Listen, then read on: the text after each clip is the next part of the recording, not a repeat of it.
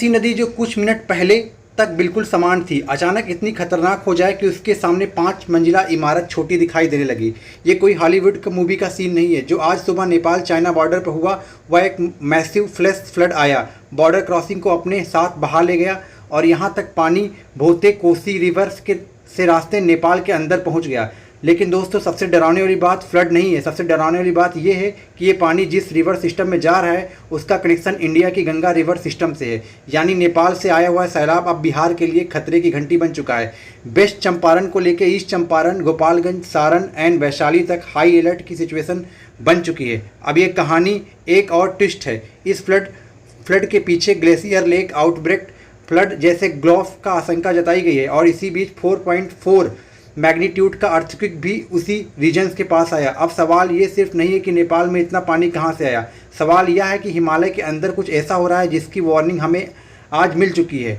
अगर ऐसा एक सिर्फ ट्रेलर है तो आने वाली पूरी फिल्म कितनी खतरनाक होगी। मैं हूं अखंड, मैं आपके सामने इस पूरी जानकारी को साझा करने जा रहा हूँ। ग्लेशियर लेक का एक्सपेंशन यानी ग्लेशियर पीछे हट रहा है, उसका मेल्ट वाटर एक्यूमुलेट हो रहा है और नई बड़ी ग्लोबल लेक्स बन रही है। यानी पूरी हिमालयन रेंज में पिक्चर एक जैसी नहीं है। हम एक नॉर्थ वेस्टर्न हिमालय और कराकोरम रीजन की बात करते हैं तो वहाँ से एक अलग फिनोमेना देखा जाता है। वेस्टर्न डिस्ट्रीब्यूशंस एंड प्रिस्क्रिप्शंस मिलाने के कारण कुछ एरियाज में ग्लेशियर के बिहेवियर का पैटर्न अलग हो रहा है। इसी फिनोमेना को ब्रॉडली कराकोरम एनोमॉली के नाम से जाना जाता है। यानी हिमालय का एक सिंगल यूनिफॉर्म सिस्टम समझना गलती होगी। हर रीजन के क्लाइमेट रिस्पांस अलग हो सकते हैं। और फिर आती है ज्योग्राफी की सबसे खतरनाक रियलिटी। हिमालय वैली बहुत नैरो है। इसका मतलब अगर अचानक से मैसिव अमाउंट का वाटर रिलीज हुआ तो फ्लड एनर्जी बहुत तेज़ी से बढ़ सकती है। दूसरा खतरा वीक मैरीटाइम डैम्स का। ग्लेशियर लेक को रोकने वाली नेचुरल इम्बैकमेंट हमेशा कंसंट्रेट डैम तक मजबूत नहीं होती है। उनमें से ब्रेच हुआ और कुछ लेक सिस्टम कुछ ऐसे समय में नीचे आ सकता है। इसके अलावा avalanches and landslides and earthquake. Himalaya एक सिसेमली एक्टिव जोन्स है क्योंकि इंडियन प्लेट लगातार नॉर्थ की तरफ मूव कर रही है, यूरेशियन प्लेट भी कॉलिजन कर रही है। इसी टेक्टोनिक एक्टिविटी की वजह से हिमालयन रीजन में अर्थक्वेक का हमेशा खतरा बना रहता है।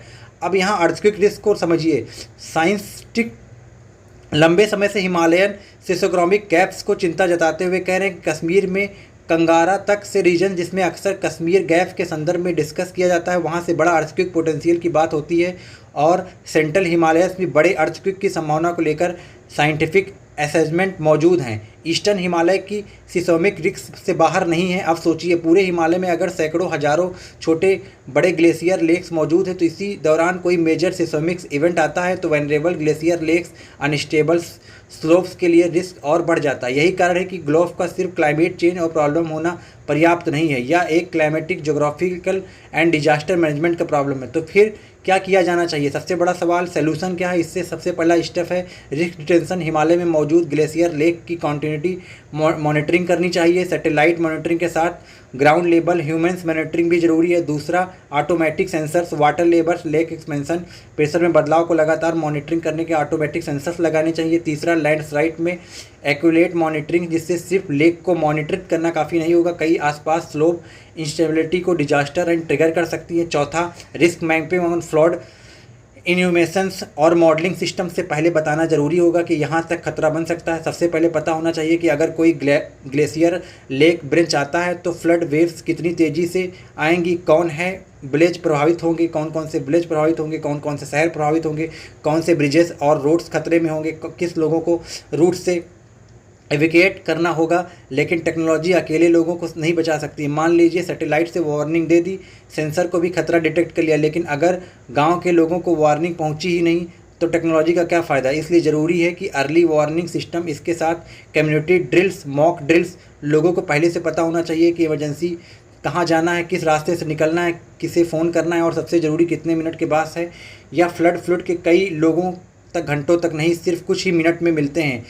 इनमें बहुत ज़्यादा टाइम नहीं मिलता है, कुछ ही मिनट में आपको वहाँ से हटना होता है। और यही होता है कम्युनिकेशन का सबसे बड़ा वेपन्स बन जाता है। आज जो वीडियो सामने आई है उसमें कई विजुअल्स जो बेहद डिस्टर्बिंग है। लोग नदी के चैनल्स में भाग रहे हैं, पीछे से भूते कोसी का पानी तेज़ी से बढ़ रहा है। ऐसी सिचुएशन में अगर वार्निंग में कुछ मिनट पहले मिल जाए तो वहाँ कुछ ही मिनट ज़िंदगी और मौत के बीच का अंतर बन सकता है। इसलिए चाइना से नेपाल, नेपाल से इंडिया तक cross border disaster communication system मजबूत होना चाहिए, क्योंकि नदी को बॉर्डर की जानकारी नहीं होती है। फ्लड को पासपोर्ट की ज़रूरत नहीं होती है, न डिजास्टर और इंटरनेशनल बाउंड्रीज को रोक पाता है। इसे डिजास्टर रेजिलेंट इंफ्रास्ट्रक्चर भी होना चाहिए। हिमालयन रीजन में road, bridges, hydro power project and satellite बनाते समय जिन डेवलपमेंट चाहिए, डिजास्टर रिस्क और डिज़ाइन का हिस्सा बनना होगा, क्योंकि अगर 430 mega hydro power project flood में बह जाता है तो यह सिर्फ फाइनेंशियल लॉस नहीं है, यह एक एनर्जी सिक्योरिटी का भी सवाल है। इसलिए इंफ्रास्ट्रक्चर को क्लाइमेट रेजिलेंट और डिजास्टर रेजिलेंट बनाना होगा और डिजास्टर मैनेजमेंट के पर्सपेक्टिव से सेंडई फ्रेमवर्क जैसे international disaster risk reduction principle और इफेक्टिवली इम्प्लीमेंट करना होगा। लेकिन सबसे बड़ा खतरा अभी आगे है, क्योंकि क्लाइमेट चेंज के कारण अगर ग्लेशियर रिट्रेट और ग्लेशियर लेक एक्सपेंशन की ट्रेंड होता जारी हो तो आने वाले समय में हिमालयन रीजन्स में ग्लोफ एंड फ्लड का रिस्क बहुत ज़्यादा बढ़ जा सकता है। यही से वजह है कि आज नेपाल में जो हुआ उसके सिर्फ पीछे आइसोलेटेड डिजास्टर मानकर भूल जाना सबसे बड़ी गलती होगी, क्योंकि सवाल यह नहीं है कि आज नेपाल में फ्लड क्यों आया है, सवाल यह है कि आने वाला फ्लड कहाँ आएगा, कौन सी ग्लेशियर लेक अगली बार ब्रेंच करेंगी। अगर वह लेक भारत के किसी मेजर रिवर सिस्टम से कनेक्टेड हुई तो हमें तैयार होना होगा। सबसे बड़ा सवाल भारत से है, क्या इंडिया प्रिपेयर्ड है, क्या नेपाल प्रिपेयर्ड है, क्या हमारा हिमालयन इकोसिस्टम प्रिपेयर्ड है।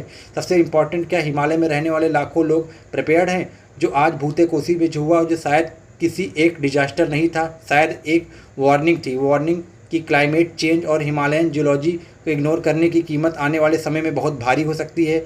अगर हमने आज monitoring, early warning, communication and disaster resilient infrastructure पर काम नहीं किया तो आने वाले समय में वार्निंग देखने को शायद समय भी न बचे। नेपाल में आया ये फ्लड सिर्फ पानी का सैलाब नहीं था, ये सवाल था क्या आने वाले हिमालयस को समझ पाए हैं, या सबसे बड़ा सवाल क्या अगली तबाही पहले से तैयार हो। नदी जो आप देख सकते हैं कि नदी का वाटर लेवल अब फ्लो अचानक से कितनी तेज़ी से बढ़ गया। और सबसे इम्पॉर्टेंट बात, चाइना नेपाल बॉर्डर के आसपास आपने जो पानी देखा, यहाँ पानी तक नेपाल के इंटीरियर एरियाज की तरफ बढ़ रहा था, यानी जो तबाही अपने बॉर्डर पर देखी गई उसका असर डाउन स्ट्रीम इलाकों तक पहुँच रहा है। और यहीं से मामला सिर्फ नेपाल का नहीं रह जाता। नुकसान कितना बड़ा है, अब ये एक डेवलपिंग स्टोरी है, इसलिए नंबर्स लगातार फ्लक्चुएट होते रहेंगे। लेकिन फ़िलहाल जो इन्फॉर्मेशन सामने आई है उसके मुताबिक 9 से ज़्यादा लोगों की मौत कन्फर्मेशन सामने आ चुकी है। कई लोग मिसिंग हैं, लगभग 400 लोग मिसिंग हैं। और प्रभावित लोगों ने सिर्फ नेपाली नागरिक नहीं है बल्कि इंडियन पिलग्राम्स और ट्रैवलर्स भी प्रभावित हैं, जिनमें से कुछ लोग टूरिज्म के लिए नेपाल गए थे और कुछ कैलाश मानसरोवर यात्रा के लिए निकले थे। अब तक नंबर पर नज़र डालिए तो 384 ट्रैवलर ऐसे हैं जिन्हें अभी तक कॉन्ट्रैक्ट नहीं हो पाया है और 105 इंडियन मिसिंग लिस्ट में बताए जा रहे हैं। अफेक्टेड एरियाज में रेस्क्यू लगा हुआ है, जैसे इन इलाकों में शामिल है। लेकिन सबसे बड़ी शॉकिंग डैमेज एक की है, नेपाल में 430 मेगावाट हाइड्रो पावर प्रोजेक्ट पूरी तरीके से तबाह हो चुका है। अब नेपाल की total hydro power generation potential को देखें तो यह करीब 10% जनरेटिंग पोटेंशियल के लॉस के बराबर बताया जा रहा है। अब सोचिए, जिस देश की इकोनॉमी और एनर्जी सिक्योरिटी हाइड्रो पावर पर इतना बड़ा रोल निभाता है, वह एक नेचुरल डिजास्टर के चलते इतनी एनर्जी इंफ्रास्ट्रक्चर लॉस कितना सीरियस होगा। लेकिन असली सवाल है, हुआ ऐसा क्यों? अभी जो प्राइमरी इन्फॉर्मेशन सामने आ रही है उसमें एक पॉसिबिलिटी बताई जा रही है, ग्लेशियर लेक आउटब्रेक फ्लड यानी ग्लोफ। अब सवाल है ग्लोफ क्या होता है? इसमें बहुत सिंपल तरीके समझिए आप, ग्लेशियर आइस और स्नो से बने होते हैं। ग्लोबल वार्मिंग और क्लाइमेट चेंज के कारण कई ग्लेशियर तेज़ी से मेल्ट हो रहे हैं। ये मेल्ट हुआ पानी एक जगह एक्यूमुलेट होता है, धीरे धीरे वह ग्लेशियर लेक बन जाता है। अब अगर इस लेक को रोकने वाली नेचुरल एम्बैंकमेंट और मैरीन डैम कमज़ोर हो जाए, तो किसी वजह से ब्रेच हो जाए, तो हज़ारों लाखों क्यूबिक मीटर पानी अचानक से डाउन स्ट्रीम की तरफ निकल सकता है। और इतना पानी नैरो हाई हिमालय वैलीज से हाई स्पीड से नीचे आता है कि उसका रिजल्ट क्या होता है आप देख ही रहे होंगे। फ्लश फ्लड इसी फिनोमेना को कहते हैं, glacier lake outbreak globe. Sikkim भी हमने यही खतरा देखा था। यह पहली बार नहीं है कि हिमालयन रीजन्स ग्लोब में तबाही मची हुई है। कुछ साल पहले आप सिक्किम में देखिए, सिक्किम में तीस्ता रिवर सिस्टम इसी तरह से कैटास्ट्रॉफ देखने के घटना मिली थी। उसका असर काफ़ी दूर तक गया था। रैनग्रो और सिक्किम जो वेस्ट बंगाल के बॉर्डर पे, वहाँ तक जान माल का इंफ्रास्ट्रक्चर का नुकसान देखा गया। सिचुएशन इतनी गंभीर हो गई कि इंडियंस आर्मी को सर्च और रेस्क्यू ऑपरेशन पे उतरना पड़ा। यानी हिमालयन इकोसिस्टम में एक छोटी सी घटना कितनी दूर तक डिजास्टर पैदा कर सकती है, उसका एग्जाम्पल हमारे सामने बहुत पहले मौजूद है। लेकिन नेपाल की घटना एक और सबसे बड़ा सवाल, अगर हिमालयन ग्लेशियर लेक की मॉनिटरिंग होती है तो सैटेलाइट और ग्राउंड बेस्ड सिस्टम में इतने लेक को मॉनिटर किया जाता है, तो अचानक इतना बड़ा इवेंट कैसे हो पाया? क्या है नेचुरल प्रोसेस था या किसी एक्सटर्नल ट्रिगर ने इसे एक्सलेट कर दिया। यहीं से सामने आता है 4.4 मैग्नीट्यूड का अर्थक्वेक। आज सुबह कोंकणी नेपाल के पास भूते कोसी के सोर्सेस के काफ़ी करीब 4.4 मैग्नीट्यूड का अर्थक्वेक रिपोर्ट सामने आया है। यहाँ एक बात बहुत केयरफुली समझिए, यहाँ अब तक कंफर्म नहीं है कि अर्थक्वेक में ग्लेशियर लेक का एम्बैंकमेंट तोड़ा, लेकिन पॉसिबिलिटी का यह सवाल ज़रूर बनता है कि इसमें अर्थक्वेक किसी कमज़ोर ग्लेशियर लेक और उसके नेचुरल एम्बैंकमेंट को डिस्टेबलाइज किया है। अगर ऐसा हुआ है तो लेक ब्रेच हुआ है, पानी अचानक नीचे आया होगा और भूते कोसी में फ्लड आया होगा, फिर यहीं से डाउन स्ट्रीम बढ़ता है और नेपाल दूसरे इलाके तक पहुंच जाता है। लेकिन इसका असर भारत तक क्यों पहुंच सकता है, यहीं से पूरी कहानी सबसे इंपॉर्टेंट हिस्सा है। क्योंकि भूते कोसी सिर्फ नेपाल की नदी नहीं है, भूते कोसी आगे चलकर त्रिशूली रिवर सिस्टम में जुड़ती है और त्रिशूली आगे नारायणी यानी गंडक रिवर सिस्टम से जुड़ती है और गंडक आखिरकार गंगा रिवर सिस्टम का हिस्सा है। यानी हिमालय में ऊपर कहीं पैदा हुआ एक मैसिव वाटर सर्च धीरे धीरे आता हुआ भारत तक पहुंच सकता है। इसलिए बिहार की चिंता बहुत बड़ी हुई है। बिहार में किन इलाकों पर नज़र है? रिपोर्ट्स के मुताबिक state disaster response system activate हो गया है, कई इलाकों में हाई अलर्ट जारी हो गया। इनमें शामिल है West Champaran, East Champaran, Gopalganj, Saran and Vaishali. यानी नेपाल में शुरू हुआ है एक हिमालयन डिजास्टर, अब तक भारत के प्लान के लिए कंसर्न बन चुका है। यहीं से एक सबसे बड़ा लेसन देता है, हिमालयन रिवर में कोई इंटरनेशनल बाउंड्री नहीं होती है। आपका नेपाल से शुरू हो सकती है लेकिन इसका पानी भारत तक पहुंच सकता है। लेकिन सवाल है हिमालय इतना वनरेबल क्यों हो रहा है? यहाँ हम थोड़ा पीछे हटकर पूरी पिक्चर को समझनी होगी। आज हिमालय एक ऐसे इकोसिस्टम बदल रहा है जहाँ क्लाइमेट चेंज और जियोलॉजी दोनों मिलकर रिस्क बढ़ा रहे हैं। सबसे बड़ा फैक्टर है ग्लोबल वार्मिंग का। ईस्टर्न हिमालय में कई ग्लेशियर का साइज घट रहा है। सेंट्रल हिमालयन का ग्लेशियर रिस्टेट देखा जा रहा है। ग्लेशियर रिस्टेट का एक परिणाम है ग्लेशियर लेक का एक्सपेंशन। ग्लेशियर लेक का एक्सपेंशन यानी ग्लेशियर पीछे हट जाता है। आपको लगता है इंडिया में किसी तरह के हिमालयन डिजास्टर को पूरी तरह से प्रिपेयर्ड है? अपनी राय कमेंट बॉक्स में जरूर बताइएगा। मैं हूं अखंड, जो ऐसे ही जियोपॉलिटिक्स न्यूज़ इवेंट को कवर करता रहूँगा और इसमें जानकारी के लिए आप हमारे चैनल से जुड़ जाइए। Thank you so much.